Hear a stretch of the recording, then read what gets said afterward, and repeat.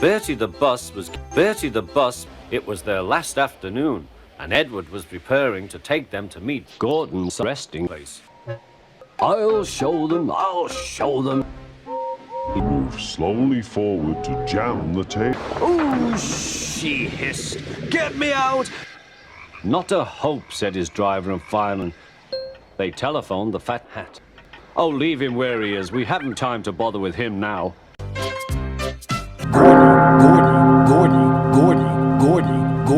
Gordy. He found it hard to start the heavy train. It was full of important people, like the Fat Controller. "Did you see him straining?" burst out Duck. "Positively painful," said the Fat Controller. "Edward's old. Just pathetic." "I've done it, we're off! I've done it, we're off!" said Edward.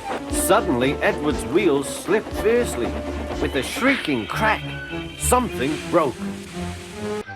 "Huh," said the Fat Controller. "I never liked these Edward engines." "A fine piece of work," he said. The crew inspected the damage. Repairs took some time. The Fat Controller was anxious. The Fat Controller angrily pointed to the clock. I've done it, puffed Edward. Bill and Ben were delighted. The Fat Controller was left behind. Later, Edward took the party to the China resting place. Wind and rain buffeted Edward's steady beat as he forged slowly but surely ahead. Edward was remembering Gordon. Gordon's fire was Gordon, so Edward had to push Gordon. I go, grumbled Gordon. "Shut up," puffed Edward. Suddenly, Edward's wheels slipped fiercely. At last, battered, weary, but unbeaten, Edward steamed in. The passengers were anxious.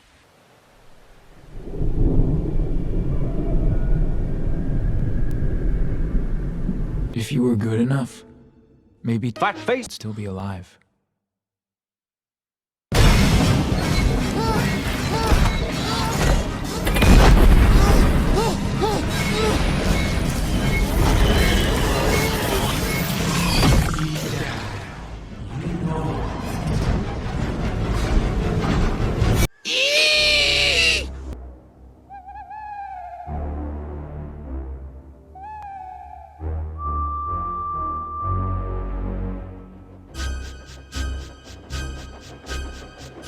And every year on the date of the accident, it runs again as a warning to others, plunging into the gap, shrieking like a lost soul.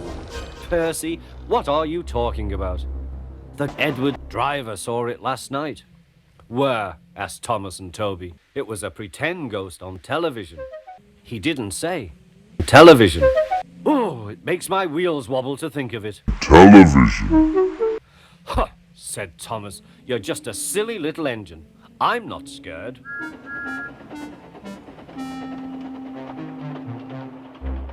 And James remained respectfully silent.